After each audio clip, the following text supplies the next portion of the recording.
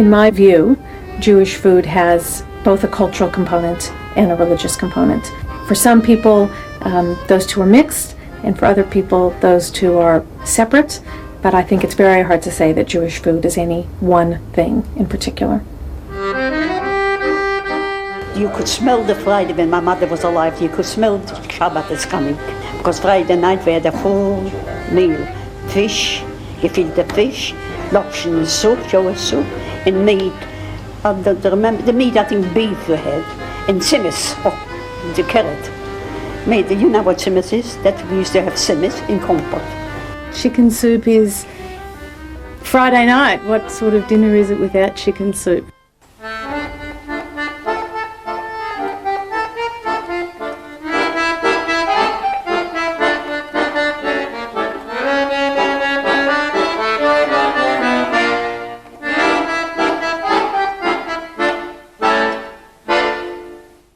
I put only not the chicken in soup, only the legs in the neck and a piece of the beef. And then put in a lot of vegetables. Carrot, parsnip, and greens, a lot of greens. And that makes a very, very nice soup. My husband invited me out and I didn't know him at all, and it just so happened that I cooked a whole pot of chicken soup and it was sitting on the bench, and his face lit up and he sort of stuck his nose over the bowl and said, "Did you make this?" I said yes, and then we got married. Probably every Jewish young woman will say that there's nothing better in the whole world than their mother's chicken soup. But as far as I'm concerned, my mother's is definitely the best recipe. And you have a plate of lokshen with york, you know, when you start eating. So you remember your mother, your father, how we were sitting together at home. I used to love lokshen. It's a noodle soup, chicken noodle soup, Jewish penicillin. Chicken soup has some healing qualities. Chicken soup removes phlegm from the back of your throat when you've got a cold 10 times faster than hot water alone. It's at a funeral and this little Jewish lady calls out, "Get him some chicken soup! Get him some chicken soup!" And the rabbi says, "Madam, it wouldn't help." And she says, "It wouldn't hurt."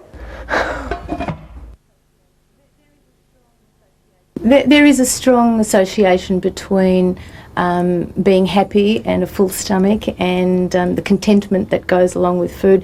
We grew up, and if we ever fell over or hurt ourselves, how were we placated? "Darling, here, have something to eat." Essen, ihr werdet euch ein Gesäu schlucken. Besser ist der Friedenkasches. Essen. Essen. Essen, essen. Food, I think, has been seen as being a source of life, a source of comfort, a source of goodness and health and happiness. And the Jewish parental attitude towards their children: eat, mamala, eat, always eat, mamala. Kosher in biblical language means done properly. It is a God-given diet teaching us how to become one with creation, how to affect creation. There are lots of things you can't eat. Kashrut is are the Jewish dietary laws, the laws that govern the way food is prepared, the kind of food that we eat, and the kind of utensils that one uses to make and to eat the food. There are lots of things you can eat, but not at the same time. Don't mix milk and meat. One issue of kashrut is bugs. The bugs are mentioned 7 times in the Torah, and they're just as unkosher as pig. We have to check for bugs in grains and in vegetables and fruit, etc. There are lots of things you can't eat together, and you've got to wait a little bit of time between them. There's the separation, constantly separating things that we wouldn't even think should be separated. Separating and dividing and categorizing the world, making the world an organized place to be, and by it being an organized place to be, we are organizing ourselves insofar as us being what we eat. But the advantages, I can tell you lots of advantages. Keeping kosher, I think, is very much a way to bring something that's Jewish and connect it to something that's very basic to our lives. We spend a lot of time buying food, cooking food, eating food, and when one lives in a kosher home, it infuses Jewish values and Jewish tradition into that very basic act.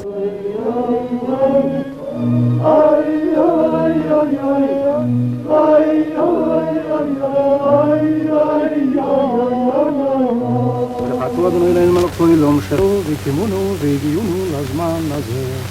וברכתו אדוני אלינו מלך ועולם, אשר כתוב במצוות וציוונו לשב בסיכום. People that don't understand Judaism from a deep level like to think that in ancient times it was healthier to keep kosher. We look at the health aspect of it as a diversion from what kashrut really is.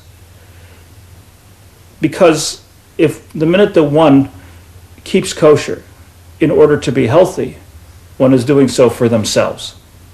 It's just not acceptable to run through life and let anything that comes to mind fall out of our mouth and anything that comes to hand fall into our mouth. For me, it wasn't traumatic to become kosher. For my husband, it was very difficult.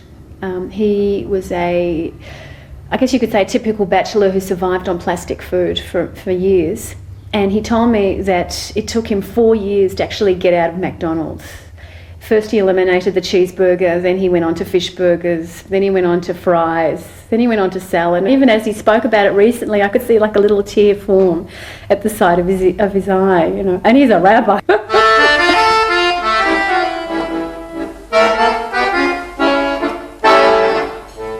Senora Rivka ben Zabes, mach mir et Schuld auf Shabbos. Ich hab so lieb heiße Bobbes, gefüllte Kischke mit Reis. Gefilte fish is a very traditional Jewish dish. It originated in Eastern Europe, where the Jews were very poor. And they couldn't afford just fish because it was too expensive. So they would take fish and they would mince it. They would put in some onions and they would put in some bread and they would put in a couple of eggs and from a little small bit of fish it would become a big meal. The main fish was maricot or maripech.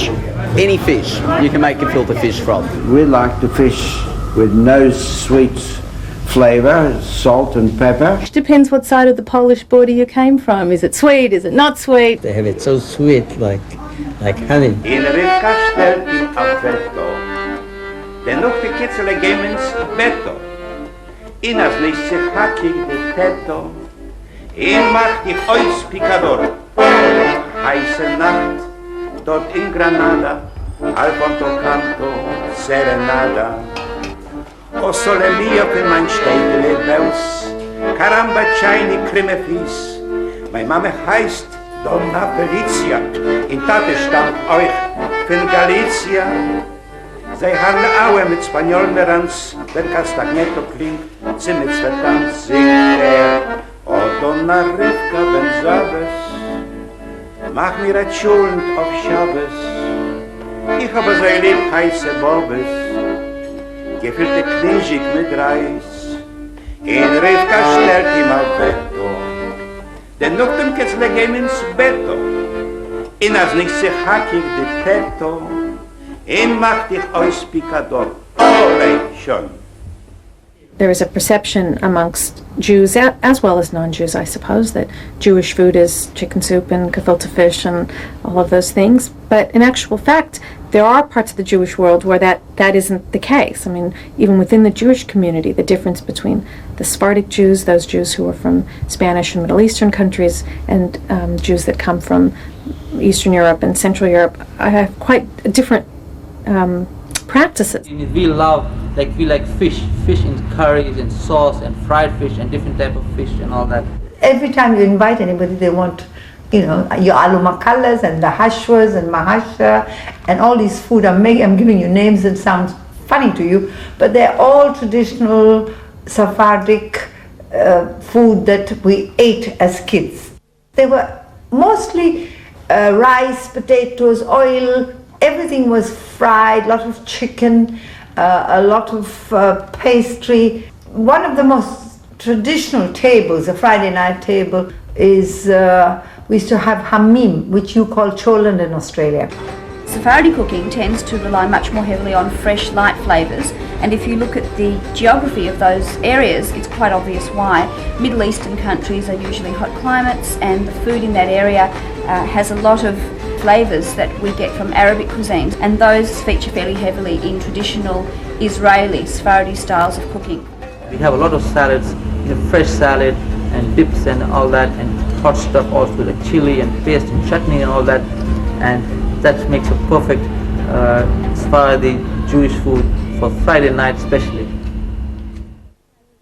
My favorite Jewish food, and I can eat it every night of the week, is gefilte fish. I love it. I like kreploch. I suppose it would have to be my mother's gefilte fish. I think it would have to be the old chicken soup, you know. It'd probably have to be chopped liver. I love chopped liver. And also the canela after 2 days. My mother's gefilte fish. Chicken soup. Children's at the Scheherazade.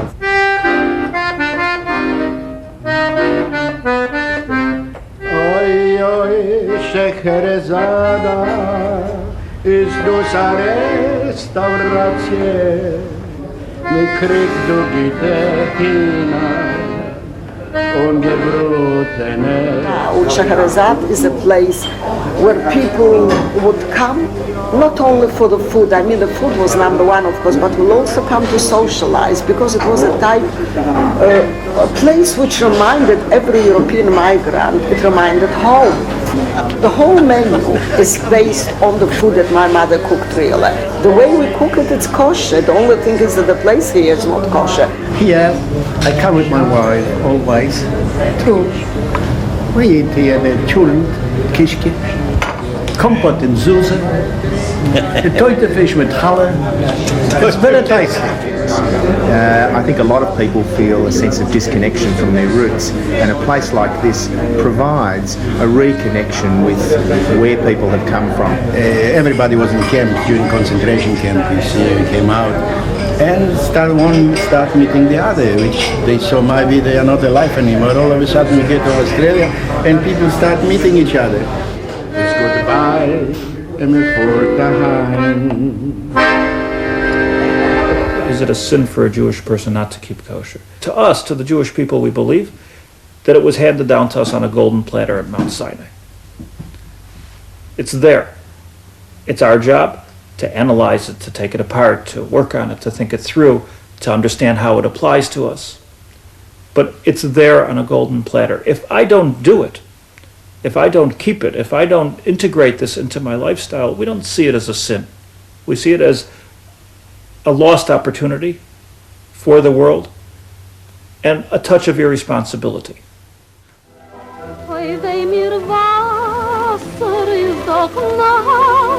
Heintig is zich leven wie a hint op een kar.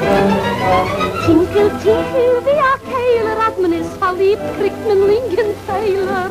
Oi, gewalt, de galle. Oi, wei mir Wasser is doch nass. Heintig is zich leven wie a hint op een kar. Tinkel, tinkel, wie a keiler, als men is verliebt, kriegt men Lingenteiler. A bigger sind kennen glücklich